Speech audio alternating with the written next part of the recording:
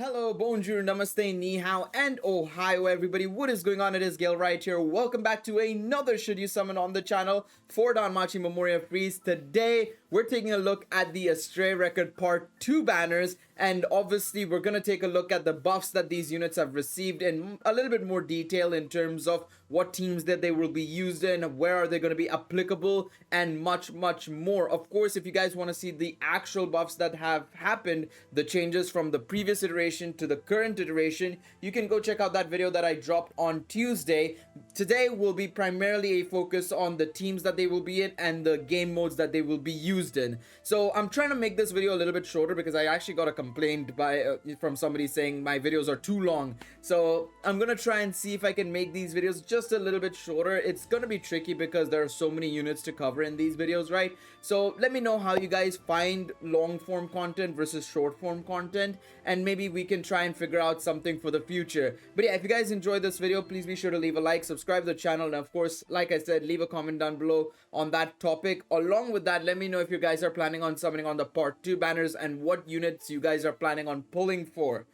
Alright, let's go into this banner, the first banner of 2 banners, this Eyes, Osfi, and Lyra banner. Now, this banner, in my personal opinion, is the better banner, generally speaking. If I were to, go into these 2 banners, and if I had to say which banner do I want to go for, I would probably say this banner is a little bit better. The Elgato seemingly doesn't agree with me. Hopefully it comes back online, but I think that this is a better banner. Now, I will go over some points that I feel about these units, in all honesty, and some of them may be a little bit harsh. Maybe I'm underestimating some of these units, but genuinely, in comparison, I'm comparing them to modern units, in all honesty. So bear with me on that front, all right? But I'm gonna try my best to be as neutral as possible as well at the same time.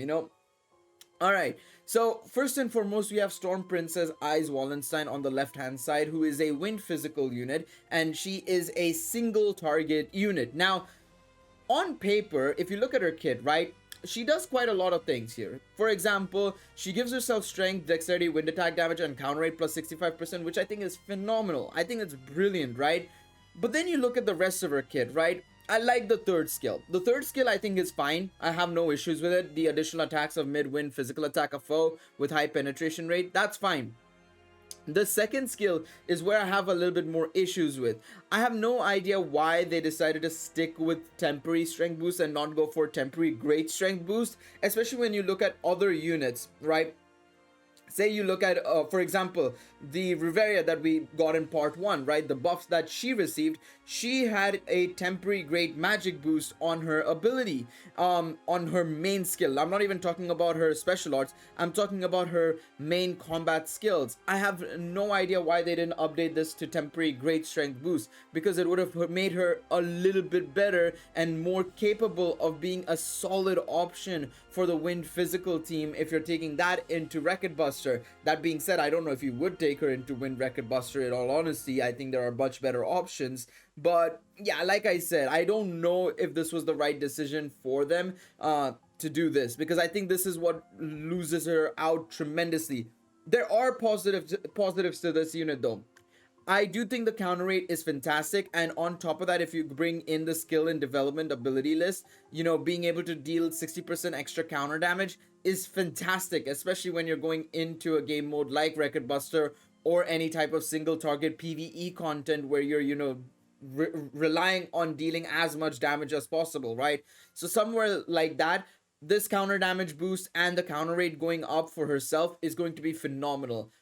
But I still believe that her main source of damage, the consecutive attacks that she will do, every turn, turn in, turn out, whatever you want to call it, that's going to be a lot lower than expected. Furthermore, while I do like the fact that she's been given wind res down and damage received up and everything, this 70% per each self-STR buff skill is low. It's honestly low.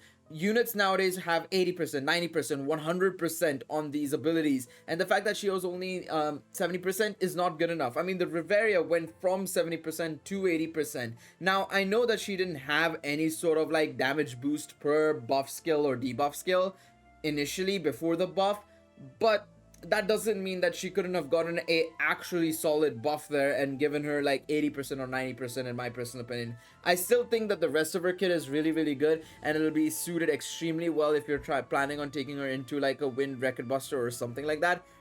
But small things like that could have made her so much better, you know, so much better. I think she's still gonna be a good unit to obtain, but is she the best unit of this list? Hell no. Hell no. I think there are better units in her banner itself. I think both the other units actually are better than her. So let's go on to them, shall we? So let's look at Lyra. Like I said, Eyes will still be good in Record Buster and single target PvE content, but I think Lyra is going to be so much better for PvP, PvE, and possibly Record Buster as well, let alone what Astrea can do. We'll come on to Astrea in just a moment.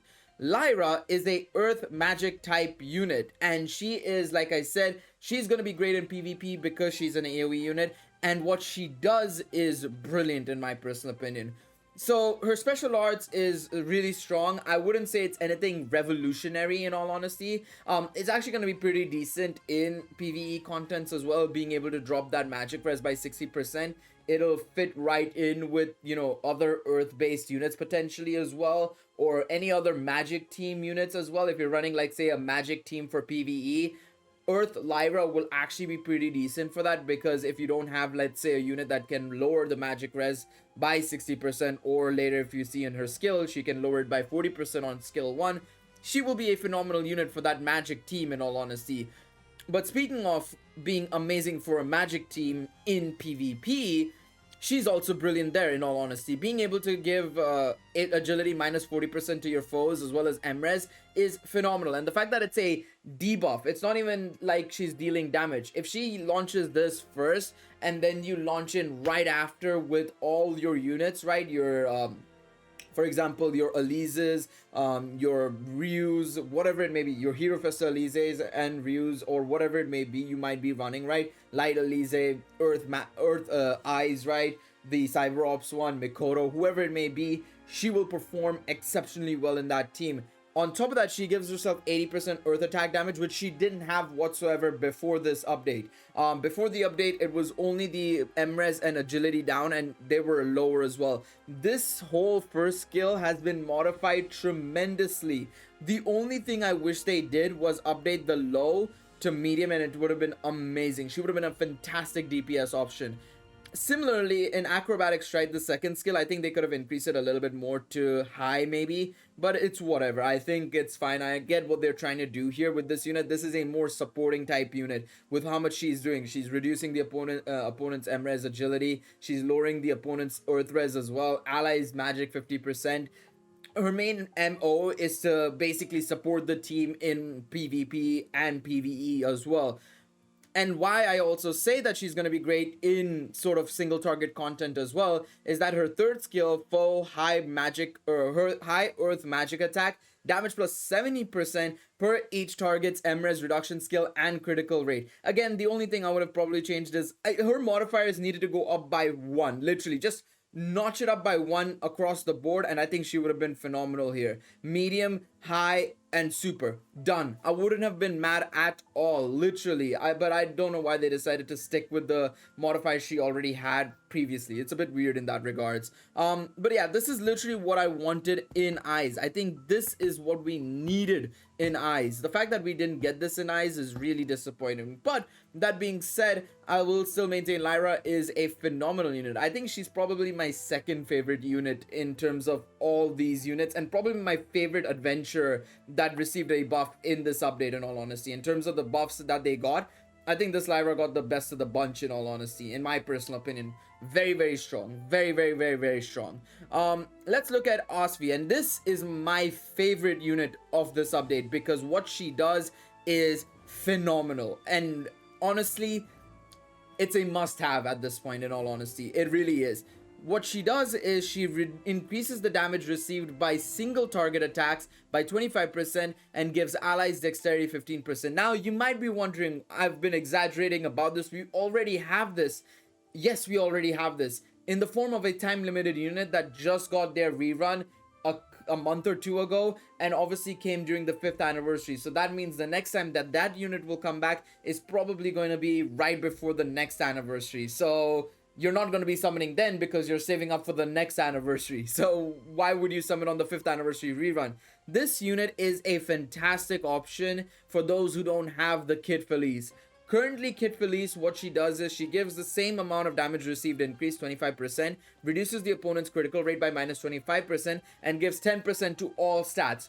This Asfi is arguably on par in my personal opinion.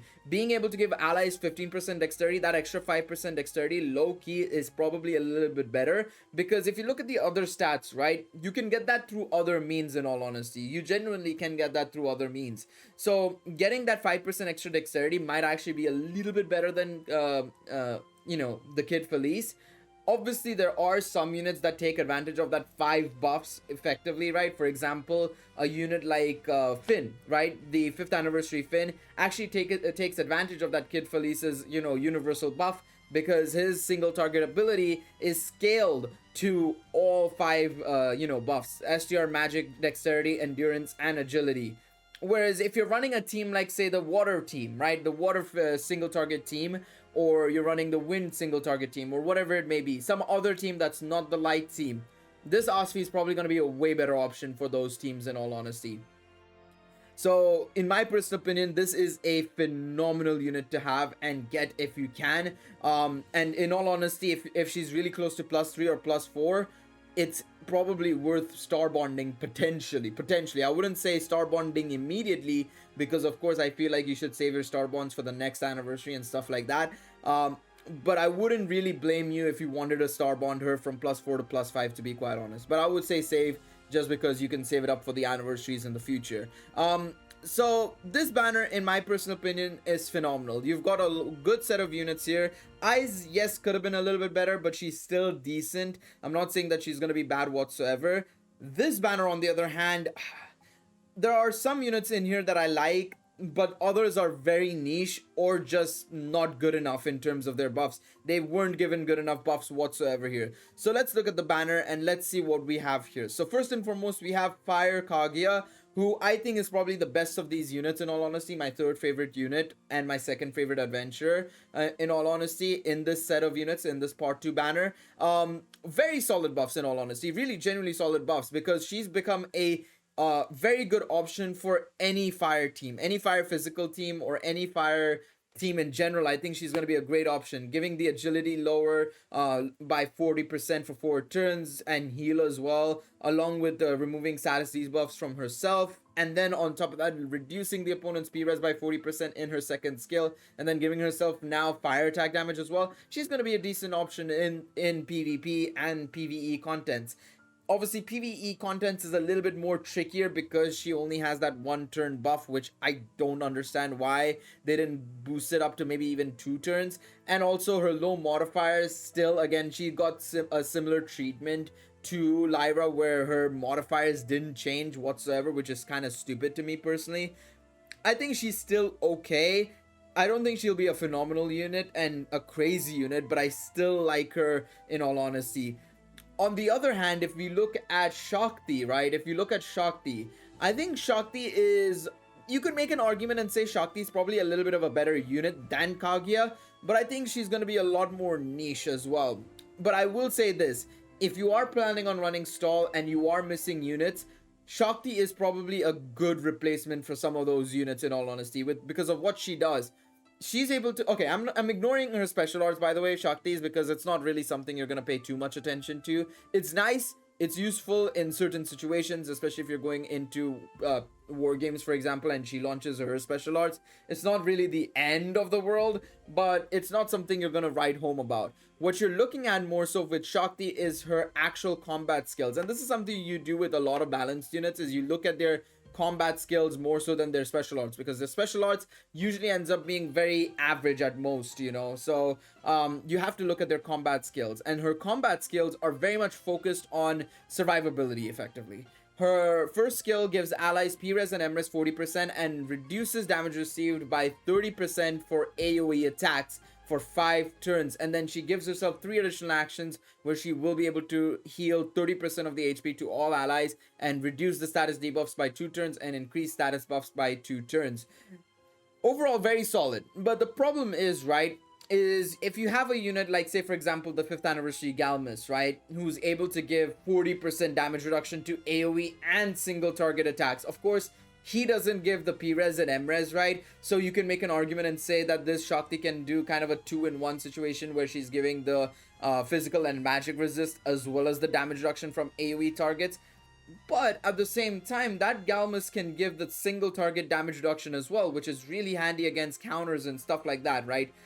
So there is that factor as well, where, you know, if you have Galmus and maybe like 1 extra unit, like for example, if you get the new RD, which we are going to be getting a rerun for in March, like I said earlier on in the video, I will be making a video over the weekend because somebody did ask, like, we don't know what reruns are coming, could you let us know? I will be making a video on what reruns are going to be coming, what banners to look forward to and stuff like that over the weekend, so be sure to check out that video when it does drop. So you have all these other modern units that are capable of spreading it out into maybe 1 or 2 units, but are doing more buffs than this Shakti can. This Shakti is a all-in-one unit, and on top of that, she also fits in extremely well with the new Ryu in a way as well, right? Because the new Ryu needs a sort of stall team to operate perfectly. The fact that she gives herself that 80% resistance to like various typings, right? Or like it's water, lightning, dark, and one more I think it's earth if I'm not mistaken. She gives herself those 4 resistances. She needs the additional resistances as well and damage reduction to make her the perfect stall unit. This Shakti can basically do that for her, and I think that's what they were designing this Shakti for, is to kind of allow you to use her alongside and kind of incite you to use this unit alongside that Ryu.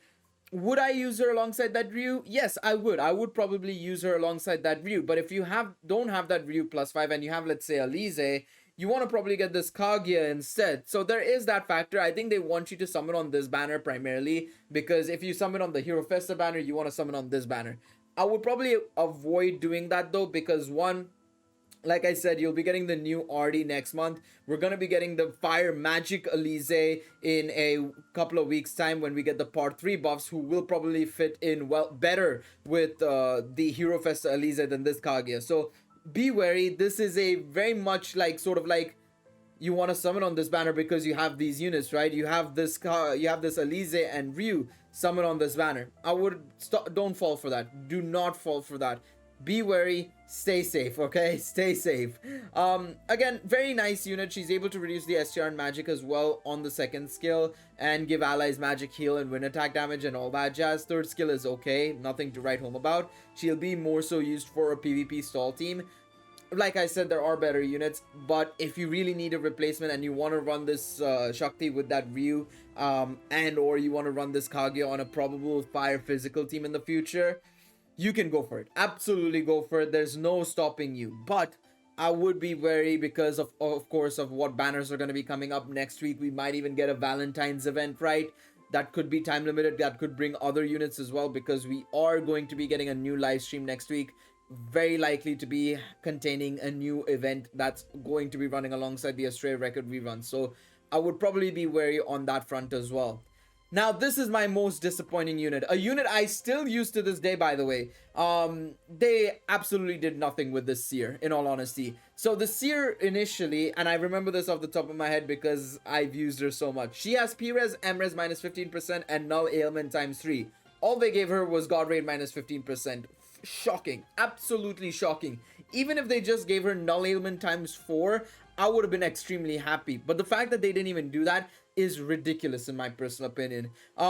There are better units nowadays that are capable of doing much more than this. Null Ailment times 4 and providing better debuffs / buffs.